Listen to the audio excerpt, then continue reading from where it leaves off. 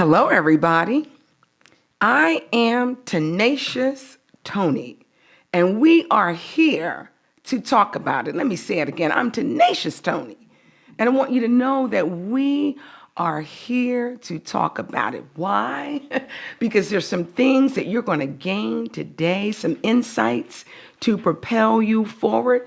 There are going to be some things from today's guest that hopefully will be some takeaways for you to be able to prioritize or reprioritize whatever you have going on.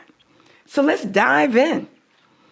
My guest today in my studio is none other than Dr. Stacey Mayzck.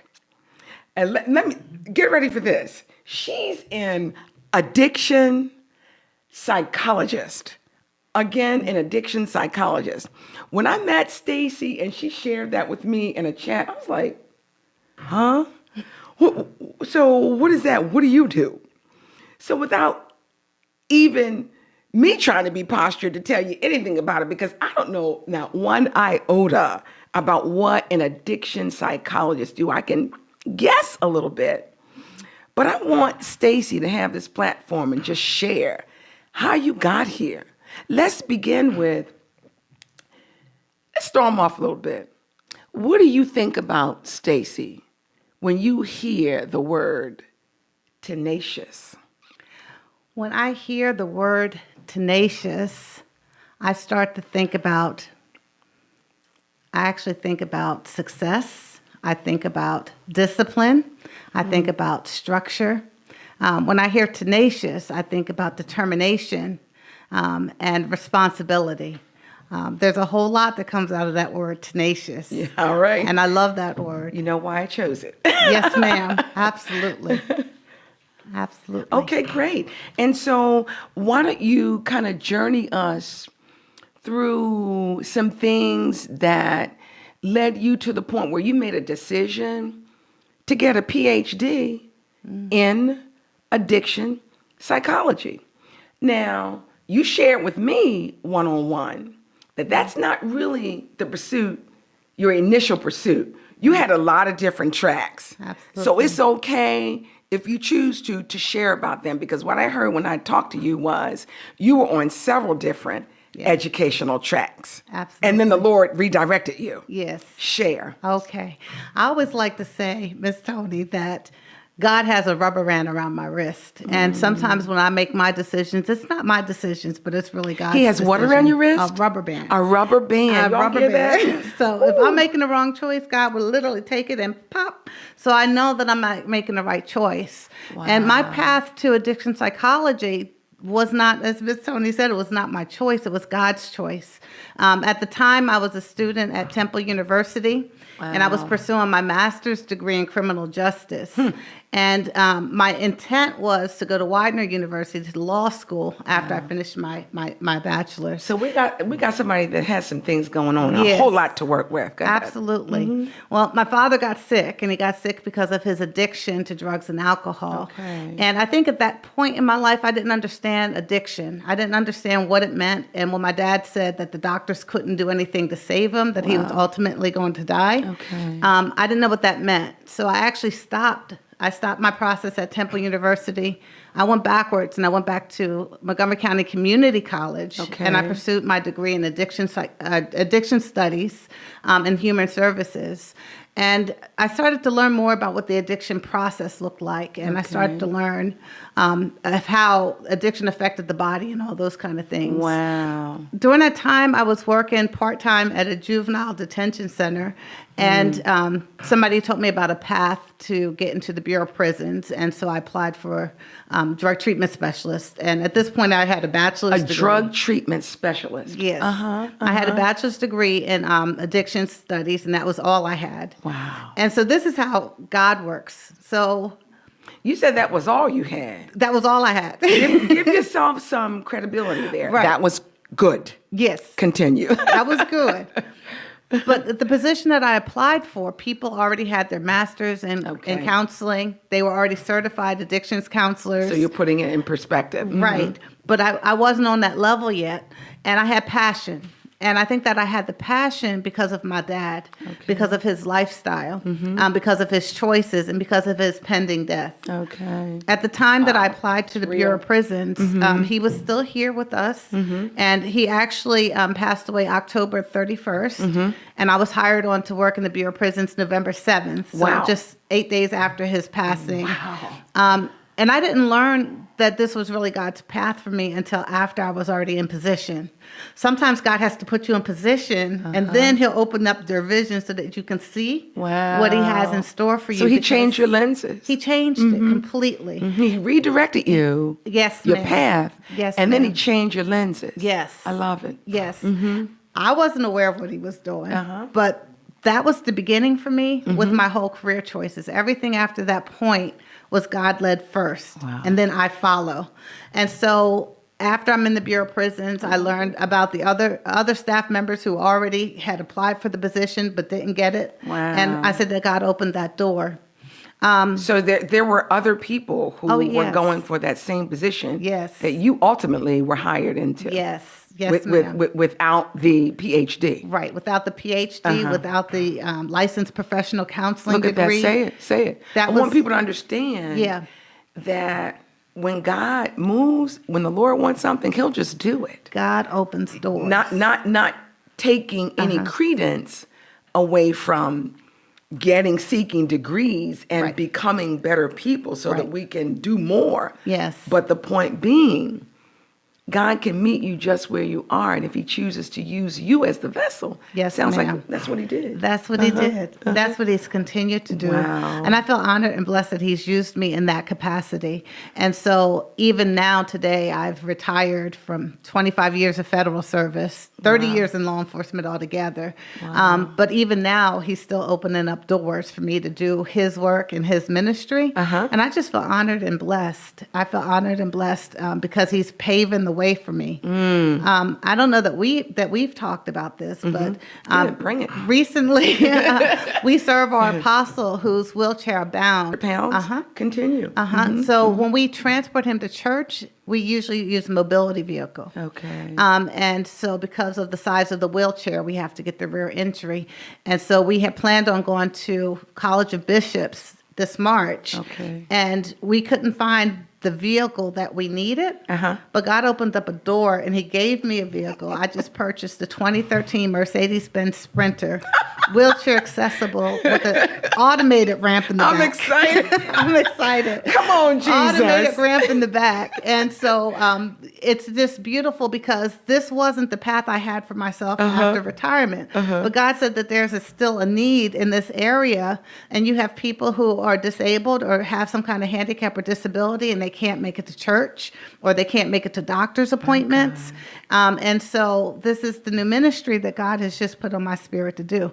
But not only just put it on my spirit, he actually opened up the door and gave me the vehicle. And so it's already a working process. Right. And so I just feel encouraged. Yes. I feel blessed. And I'm like, Lord, what's next? Because I know you got something next. I know you got to be excited. I'm excited. Because, you're making me think about how the Lord will tell us, we want to look at the whole staircase. Y'all know that's what we did. We want to see the whole pathway.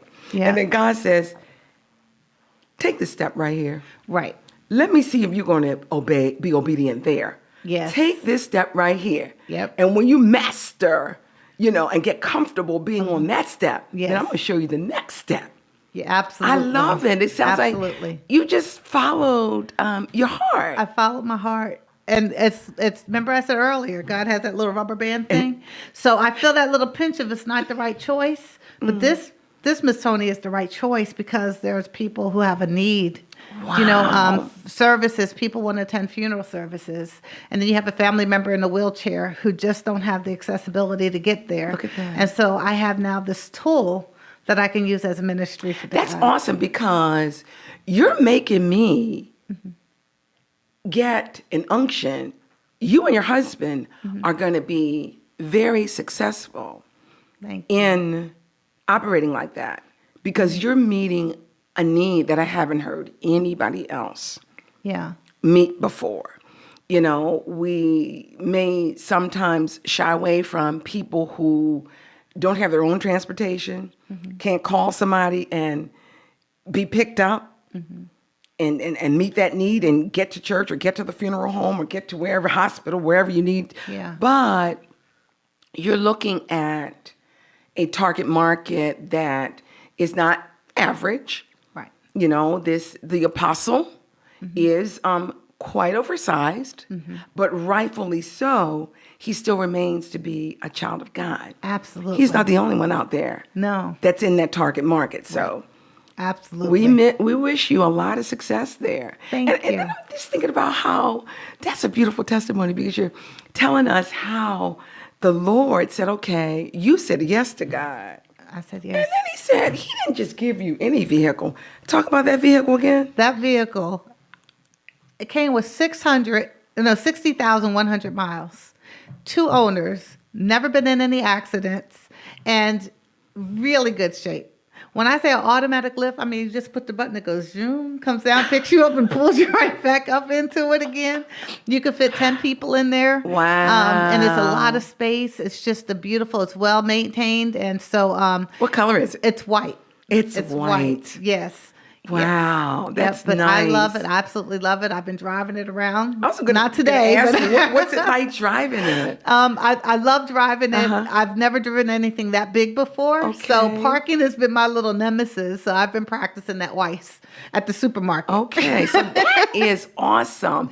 Yeah. You know, let's kind of delve in this direction. But let me pose this question to you. Okay. Can you reflect on a time in your life when you just dug deep with the tenacity that you knew was deep within you to get you through a very dark time, a time of severe challenges, a time when maybe your faith wasn't that strong. Oh, yeah. But you had, I guess they say, the faith the size of a mustard seed, Yeah. enough to pull that tenacity if you want to share anything. Oh, yeah. I think that part of being a human is going through trials. And part of being God's child is him helping you come through those trials.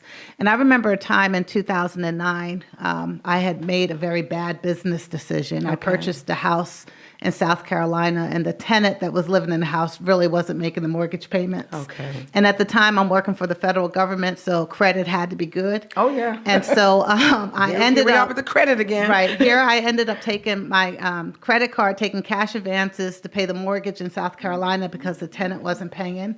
And before you know it, it took 6 months to spiral out of control. And so I went through a depression, and I actually took probably about 3 weeks off from work. Wow. I went to counseling services. Now, here I am. At this point, I had my master's in counseling. But the one thing I learned in Counseling 101 is that counseling is good, and it doesn't hurt, and nobody is immune from it. Yeah. Whether you have a doctorate's degree or no doctorate's degree, right. if you're in a position where you need help, it's important to get it. And so I went through that period of time where it was very dark for me. At the same time, it was prior to me getting married, so I'm a single mom of 3 kids. I had my son and then my 2 nephews that I raised since they were 11. And so I had to take care of a lot of responsibility. And for me to experience that financial trauma at that point in my life, it was hard for me. I think I went probably a year and a half, 2 years sleeping on the sofa because I just didn't want to go upstairs. And it was really a really bad place. And I think what pulled me out was God's mercy and God's grace. Because Celebration's my home church. So I still come to church. I'd still go to Boy Scout meetings. And little small successes helped pull me through that process and through that.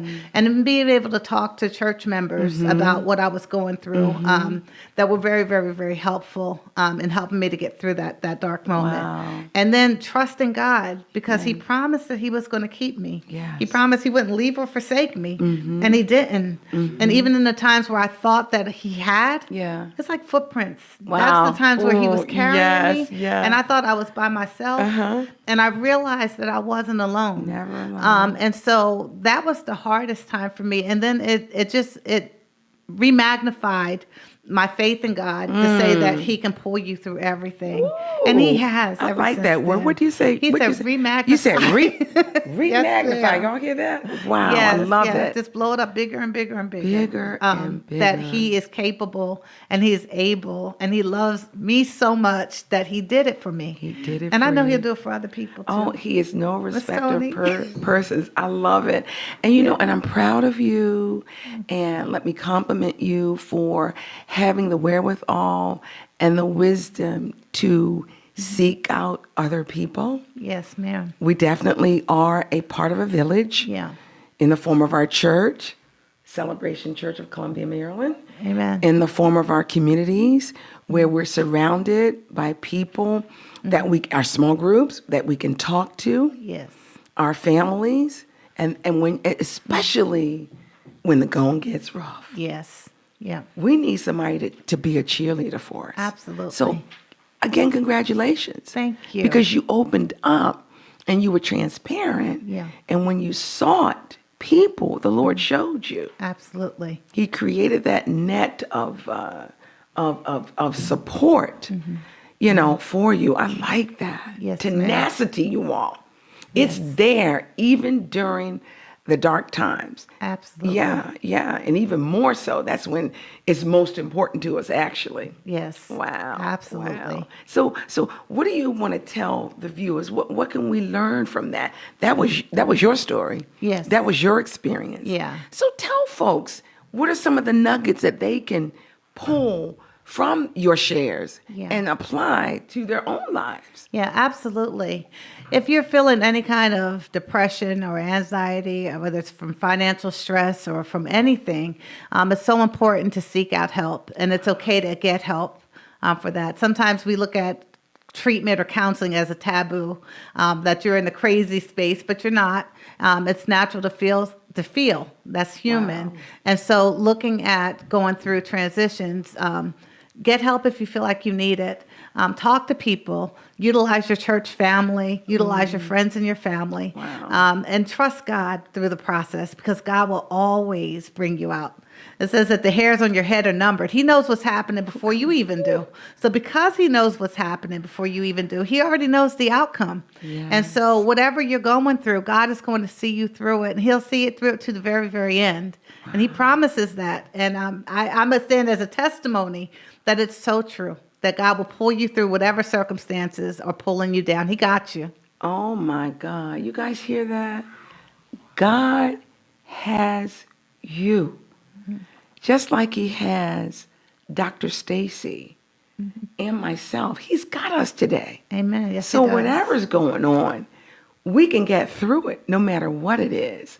Boy, you pull down within your soul and within your spirit all that was birthed in you, being trained and developed in the word of the Lord.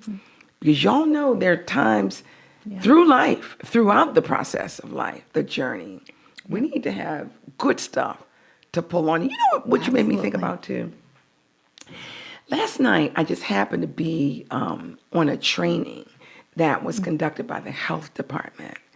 And it was an eye-opener for me. I mean, the topic was suicide. I'm telling you. And I'm like, oh my God, they said the leading place where people commit suicide is on the Golden Gate Bridge. But there were so many points that I learned that sensitized me to what you said, Dr. Stacey.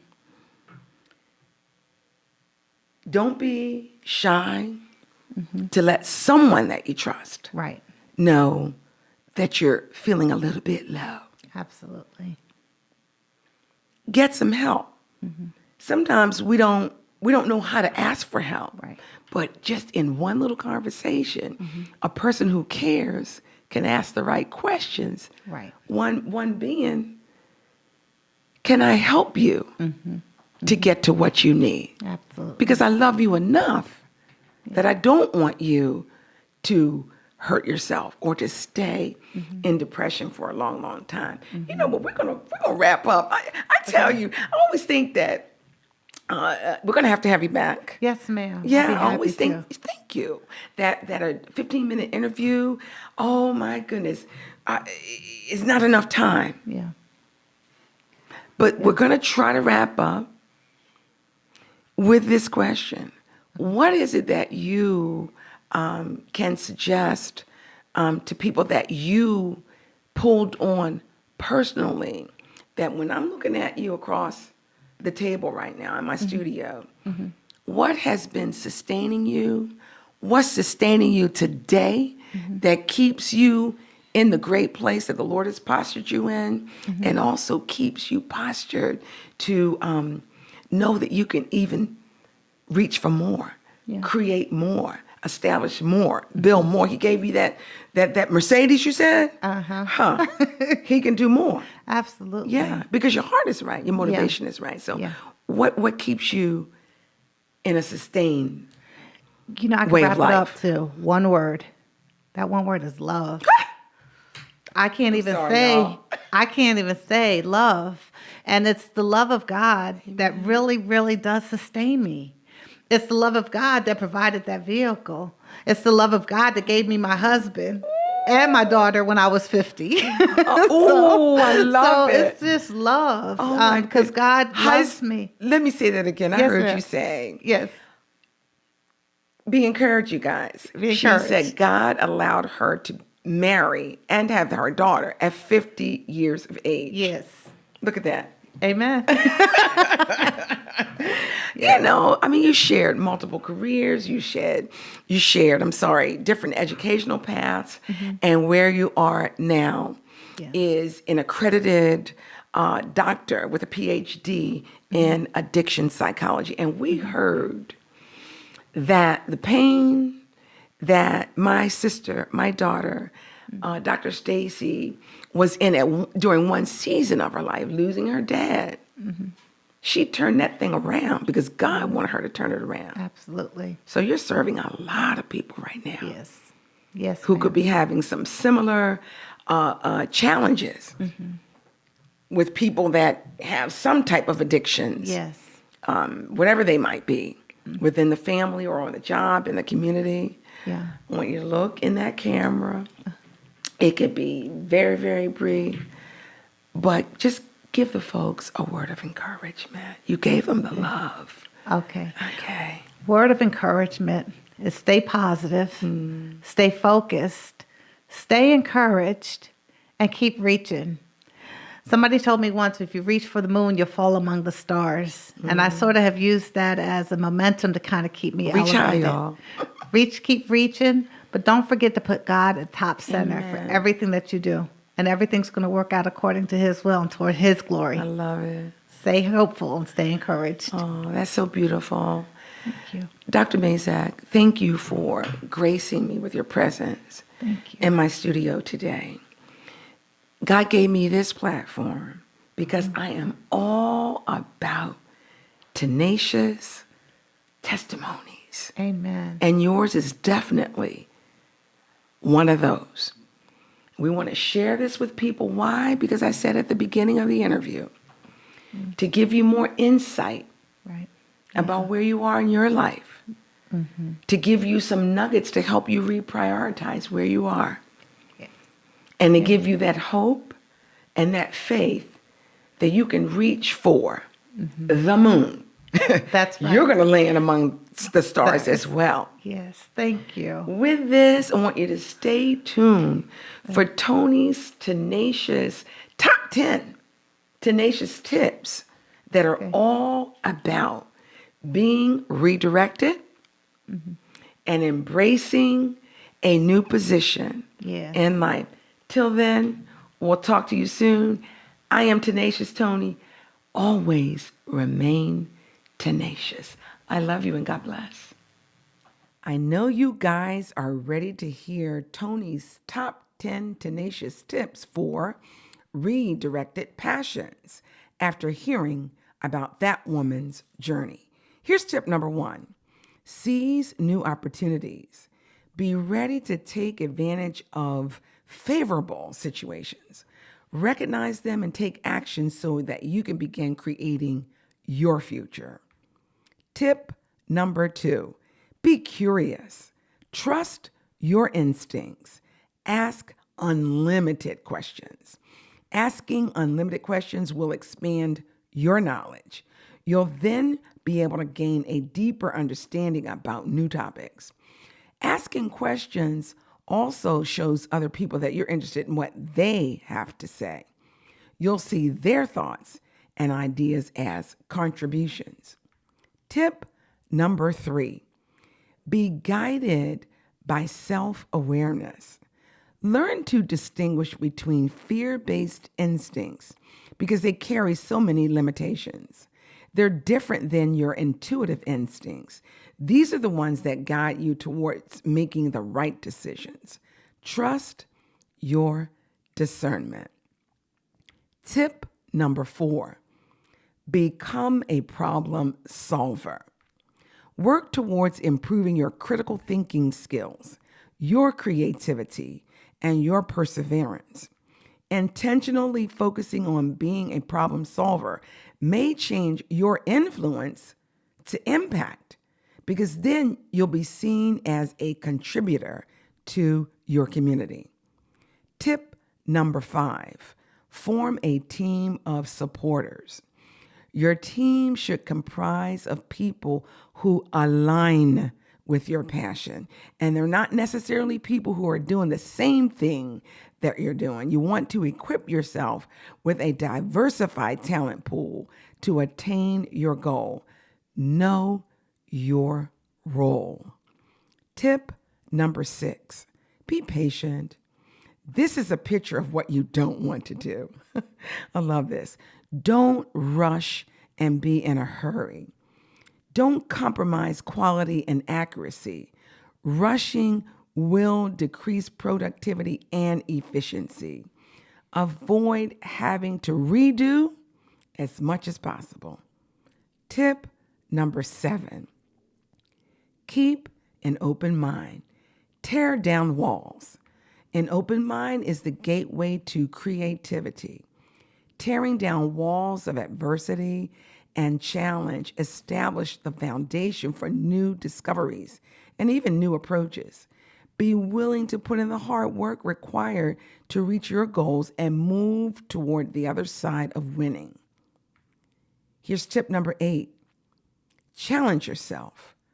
Push beyond your comfort zone in order to attain new knowledge about yourself and other people. Know your strengths and equally know your weaknesses. So then you'll know how to move towards your future. Humble yourself and ask for any help that you may need. Tip number 9, make motivation your compass. It's the driving force that keeps you in the game. It keeps you committed towards productivity. It drives the altitude, I love this, of your attitudes. It empowers your growth and it enables you to lead with interlocking hands of strength and power. And our final tip number 10, community connections. This is so vital and important. Share your passions with people in community. Seek spaces and places where you can have a good impact with your skill sets and your new redirected passion. Solve that problem and have fun in the process. Form partnerships and start new initiatives. Here's what the outcome is bound to be. Social support is in the game. You'll have some shared resources, and there'll be some increased safety that you're impacting with all the people that you're working with. And we all love this. There's economic benefits waiting not just for you, but everybody that you're having an impact on. Hope you enjoyed those 10 tips. I sure did.